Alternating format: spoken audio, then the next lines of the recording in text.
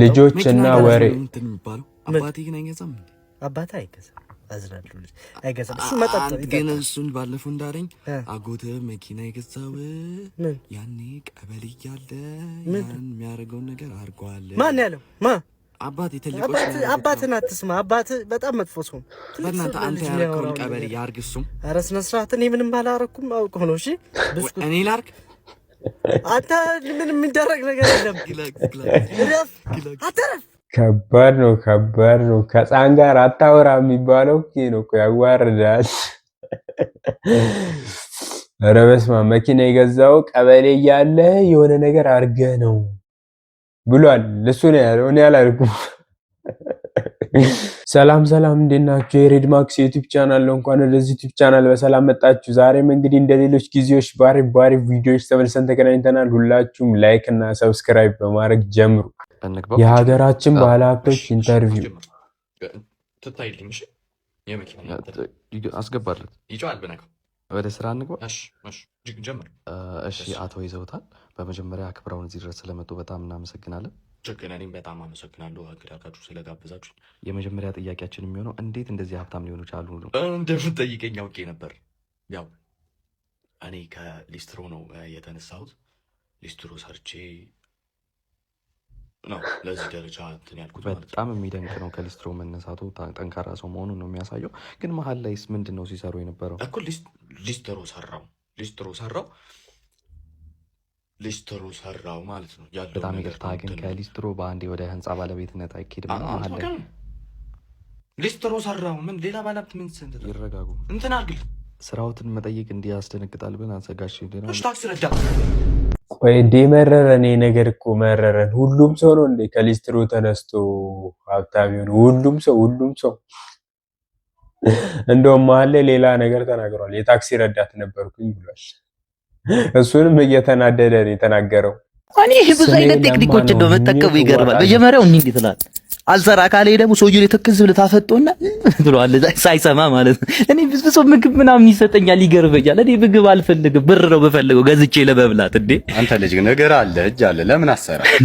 ሞኝ ነህ እንዴ? እጅና እግር ስላለኝ መስሎኝ ይሄን ስራ መሰረው እንዴ? እኔ እኮ ዳቦ ግዙልኝ ብዬ እኮ ቤቴ የገዛው ሰው ባልገመት ሰው እኮ ነኝ እኔ። ብዙ ሰዎች ራስ የኔ ቢጤ ይሉኛል። ዞሬ ነው መስቀው። በጣም ነው ቢገርም። እኔ አውቃለሁ የነሱ ቢጤ እንዳልሆንኩ። እንዴ እኔ ጥግ ድረስ አለኛ አሳቢ። እንዴ ጉድ እኮ ነው። እሺ ለማይ ሳይጸዳዳ የሚባለውስ ነገር እንዴ ምን አገባኝ? እኔ ሲጀመር አላምንበትም። ምን እሱን አባባል ተጸዳዳው አልተጸዳዳው አንተ ምን አገባ? ምንድነው የሽንት ቤት ወሬ የምታወራው? ሄሎ ጓዴ፣ ኧረ እባክህ እና ልከሰታ በቃ እከሰታለሁ፣ አሁኑኑ እከሰታለሁ። እቺ ቻው ጓዴ።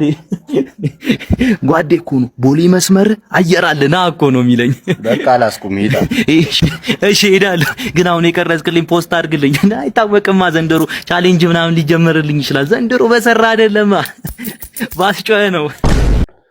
ይሄ ከባድ ለማኝ ነው በእውነት ዳቦ ግዙልኝ ብዬ ቤት የገዛው ሰው ነኝ።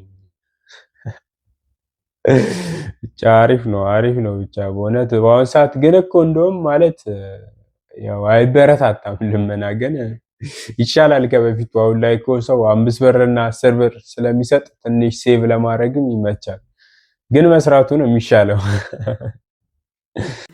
ማድረቂያ አንተን አይደል ቅድም ፋርማሲ የገዛሁት? አዎ፣ ግን አሁን ወፍጮ ቤት ልገባ ነው። ምን ማለት ነው? ወፍጮ ቤት የሰጣኝ መድኃኒት አድርቆ ቀረች፣ ድርቅ ብላ ቀረች። ምንድነው የሰጣኝ? ደግሞ እንደው ቀይ ቅድም ነጭ አይደል የለበስከው? ወፍጮ ቤት ልገባ ነው አልኩ። አይታይም ነው የምትሰራው ፋርማሲ። የማይበላው ነው። ወይኔ ሄደደሙ ነው። ስልክ አስደውል። ማጋ እንደውሎ ደግሞ እንካሽ ቦስ፣ ጥቁር መድኃኒት የሚዋጥ ነው እንዴ? የማድረቂያው ይሆናል ለሰው ማይር የሳማድረቂያ ነው ለሰው ይሆናል ብሏል። ችግር የለውም ይሁን ሰደው ጧትና ማታ ቸኩላለሁ። ከባድ ነው። ቅድም ፋርማሲ ነበር፣ አሁን ወደ ወፍጮ ቤት ልሄድ ነው። ምንድነው ቅድም እሺ ፋርማሲ የገባው? ፋርማሲውን ጠብቅልን ተብሎ ነው ወይንስ ምንድነው? አልገባንም።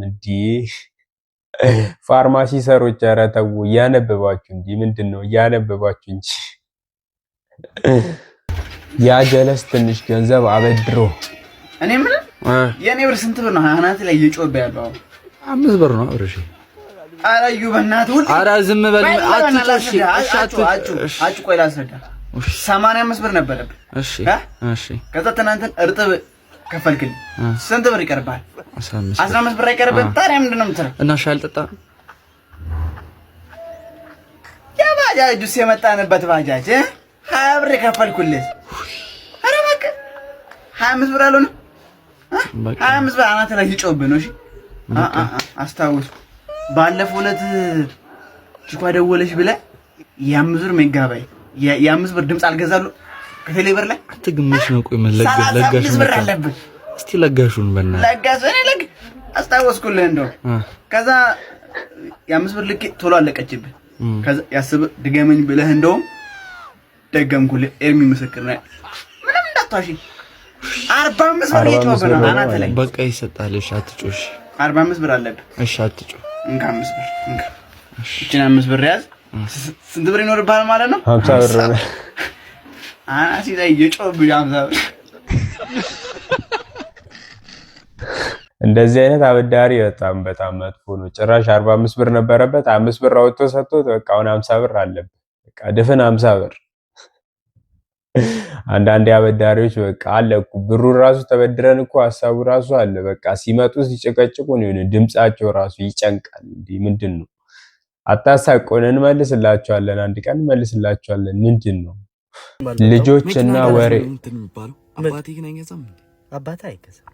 አዝናለሁ ልጅ አይገዛም። እሱ መጣጣ ግን እሱን ባለፈው እንዳለኝ አጎት መኪና የገዛው ያኔ ቀበሌ እያለ ያን የሚያደርገውን ነገር አድርጓል። ማን ያለው? አባቴ ትልቆች አባትን አትስማ። አባት በጣም መጥፎ ሰው። በእናትህ አንተ ያልከውን ቀበሌ ያርግ እሱ። ኧረ ስነ ስርዓት። እኔ ምንም አላረኩም አውቀው ነው። እሺ እኔ ላርግ። አንተ ምንም የሚደረግ ነገር የለም። አተረፍ ከባድ ነው። ከሕፃን ጋር አታወራ የሚባለው ነው እኮ ያዋርዳል። ኧረ በስመ አብ። መኪና የገዛው ቀበሌ እያለ የሆነ ነገር አድርገህ ነው ብሏል። እሱ ነው ያለው፣ እኔ አላልኩም። ለካ አንዳንድ ሰዎች ምንም አያስተውሉም። አሁን ገባኝ። ማርያምን ሆቴል ሲገባ አንተ እውነትም ሌዘራውንም አትቀይርም እንዴ አለኝ አንዱ። እንዲህ የመጣሁበት መንገድ እኔ ነኝ የማውቀው፣ ግን በጣም ነው የሚገርመኝ ነው በቃ እውነት። ጭራሽ ሆቴል ላይ መንገደኛ ሁሉ እንደዛ ሌዘር ለምን አልቀይርም? አልቀይርም፣ አባቴ ሙት አልቀይርም። የመጣሁበት መንገድ እኔ ነኝ የማውቀው። ምን አርጉ ነው የምትልኝ? ግዴታ ቲክቶክ ላይ 400 ምናምን ሺህ ተከታይ አለኝ። እግዚአብሔር ይመስገን 400 ሺህ ምናምን ተከታይ እኮ ቤት ሄደ ለዚህ የመጣ እኮ ለኔ እየቀለበኝ አይደለም እኮ። እንዴት አድርጋችሁ ነው የምትሳስቡት? ማስታወቂያ ሰራው አይደለ?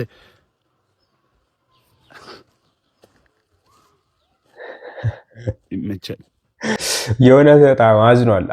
ተሰምቶት ነው የተናገረው ራሱ። እንዲህ በመከራ በስንት ፕሮሞሽን የተገዛ ጃኬት ነው እንዴና በቃ ልልበስበት እያላችሁ ነው። በቃ አታስጨንቁት፣ ተውት። እንዲህ የሆነ ቀን ይቀይራል እኮ በቃ አይደል እንዴ? ትንሽ ቀን ይልበሰው። ምንድነው የምታስጨንቁት? እና የበታችነት እየተሰማው ነው። እና በቃ ተውት፣ መብቴ ነው። እለብሳለሁ አላውልቅም ብሏል። በቃ ይልበስ። እንግዲህ የዛሬ ቪዲዮ ይህንን ይመስል ነበረ። ሳምንት በሌሎች ቪዲዮዎች እስከምንገናኝ ድረስ ቻው ቻው።